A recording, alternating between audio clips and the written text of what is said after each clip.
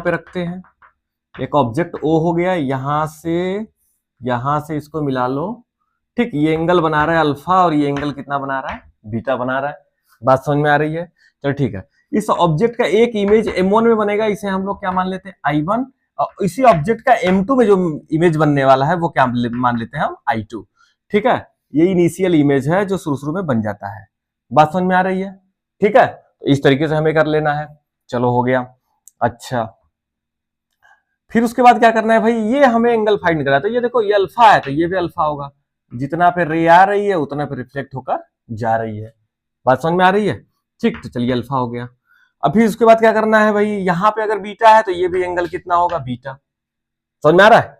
चलो ये भी समझिए। अब देखो, ये जो इमेज है ना, ये I1 ये दूसरे मिरर के लिए वस्तु बन जाएगी, और ये जो I2 है ये पहले वाले मिरर के लिए ऑब्जेक्ट बन जाएगा, वस्तु बन जाएगा। क्योंकि देखो, इसके फेस के सामने ये वाला है और इसके फेस के सामने कौन है, ये वाला है।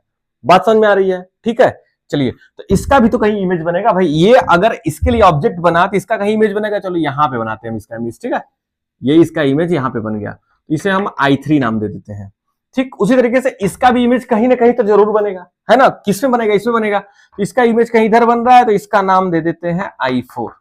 चलो भाई, ठीक है, ये बात समझ में। अब हमें ये पता करना है कि कितने एंगल पे है।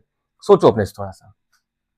ये देखो, O से ये अल्फा एंगल पे था ये मिरर, तो ये भी अल्फा एंगल गया दूर, ठीक है। इसी तरीके से ये बीटा एंगल पे था तो ये भी कितना एंगल गया, बीटा एंगल गया। समझ में आ रहा है?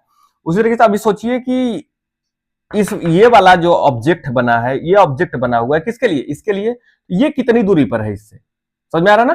ठीक है, उतना दूर इससे ये वाला बना होगा। सोचो, ठीक है, जैसे कि इससे ये ऑब्जेक्ट हमारा अल्फा एंगल पे था तो अल्फा एंगल पे बना आई, ठीक है। उसी तरीके से अगर ये ऑब्जेक्ट इसके लिए बन रहा है तो ये जितना एंगल पे होगा, अगर ये बीटा एंगल पे है, अगर ये 50 डिग्री एंगल पे, अगर ये 100 डिग्री एंगल पे है, तो इसका इमेज भी 100 डिग्री पे बनना चाहिए, है ना। 70 डिग्री पे है तो 70 डिग्री पे बनना चाहिए। जितना एंगल पे होगा उतना एंगल पे इसका इमेज बनेगा, ठीक है। चलो देखते हैं, तो ये कितना एंगल पे है, बात समझ में आ रही है।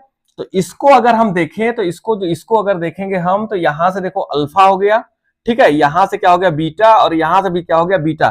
तो अल्फा प्लस बीटा कितना कितना पर है, अल्फा प्लस 2 बीटा पर है। समझ में आ रही बात है। इससे कितना एंगल पे, alpha beta beta, alpha plus 2 beta पर है, तो इसे क्या लिखेंगे, अल्फा प्लस 2 बीटा लिखना है, ठीक है।